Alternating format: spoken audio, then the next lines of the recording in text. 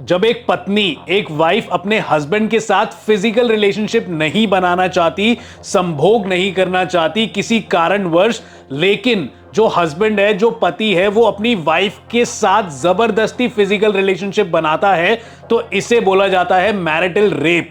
Poland, Australia, Sweden, Norway, Denmark जैसी 150 और countries है वर्ल्ड वाइड जिन्होंने मैरिटल रेप को क्रिमिनलाइज करा है, एक क्राइम माना है। और तो और यूएस की 50 स्टेट ने भी मैरिटल रेप को क्रिमिनलाइज कर दिया है। यहां तक कि नेपाल में भी स्पाउसल रेप एक्सेप्शन को रेप की डेफिनेशन से अबॉलिश कर दिया गया था by Supreme Court of Nepal in 2002। उनका यह मानना था कि it was infringing the fundamental right of protection and privacy to the women. Marital rape एक ऐसा टॉपिक है जो कि बहुत ही टाइम से चर्चा में था और इसी वजह से मैं आज अपने चैनल पे, अपने पेज पर आप लोगों को इसकी जानकारी देना चाहता हूं अपनी वीडियो के थ्रू।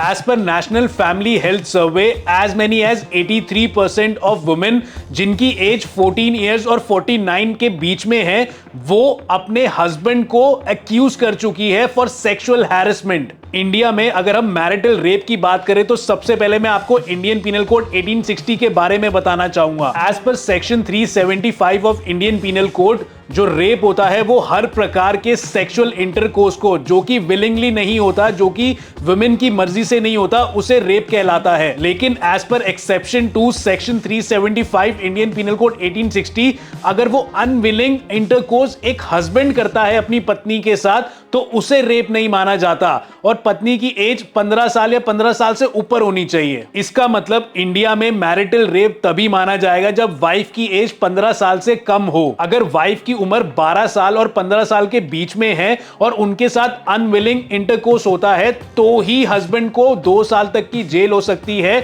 या फिर उसे फाइन देना पड़ सकता है या फिर दोनों हो सकता है। और अगर वाइफ की एज 12 साल से कम है और उसके साथ मैरिटल रेप हो जाता है, तो इस केस में हस्बैंड को 7 साल से लेकर 10 साल तक की जेल हो सकती है या फिर उम्र कैद भी हो सकती है। इन 2005 protection of women from domestic violence act पास किया गया था और इस एक्ट के अकॉर्डिंग जो मैरिटल रेप होता है उसे लोकल वायलेंस मानी गई थी और इसी वायलेंस के ग्राउंड पर, इसी वायलेंस के आधार पर वाइफ के पास पूरा राइट था कि अपने हस्बैंड से डिवोर्स ले सके। रिसेंटली दिल्ली हाई कोर्ट के 2 जजेस के सामने एक पिटीशन दर्ज करी गई थी to criminalize marital rape in India. उन्होंने ये भी कहा, the right to withdraw consent at any given point in time forms the core of the women's right to life and liberty. And on the other hand, Justice Hari Shankar का verdict बिल्कुल opposite था।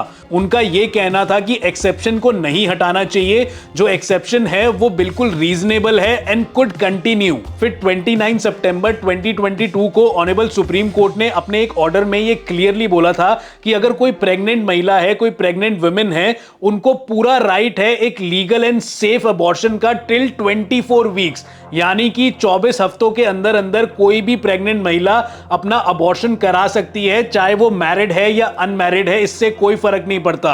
और इसके साथ साथ उन्होंने ये भी कहा था कि अगर कोई महिला मैरिटल रेप की वजह से प्रेग्नेंट हुई है तो उनको भी पूरा राइट है for safe and legal abortion till 24 weeks, 24 हफ्तों तक वो अबॉर्शन करा सकती हैं। और सुप्रीम कोर्ट ने यह भी कहा कि meaning of rape must include marital rape for the purpose of medical termination of pregnancy. लेकिन उन्होंने यह भी कहा कि the order does not make marital rape an offence. तो दोस्तों, एट द एंड हमारे देश में मैरिटल रेप को क्रिमिनलाइज नहीं किया गया है।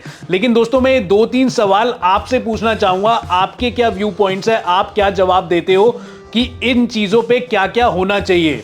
मेरा पहला सवाल है, आपको क्या लगता है कि इंडिया के अंदर मैरिटल रेप को लीगलाइज करना चाहिए या नहीं करना चाहिए? और दूसरा है, क्या शादी के बाद लड़कियों के पास राइट टू सेक्सुअल प्रिवेसी का ऑप्शन रहना चाहिए या नहीं रहना चाहिए? और तीसरा है कि क्या शादी के बाद एक महिला के पास, एक वुमेन के पास right to live with dignity का ऑप्शन है या नहीं है? प्लीज इन सब सवालों के जवाब नीचे कमेंट बॉक्स में जरूर दीजिए और अगर आपको मेरी वीडियो पसंद आई है तो मेरी वीडियो को ज्यादा से ज्यादा शेयर करिए ताकि ज्यादा से ज्यादा लोगों तक ये इंफॉर्मेशन पहुंच सके। दोस्तों, मेरा YouTube channel Ashish Dawar the Legal Baba को आप जल्दी से सब्सक्राइब कर लीजिए और दोस्तों, मेरा फेसबुक पेज आप लीगल बाबा जल्दी से फॉलो कर लीजिए। Thank you.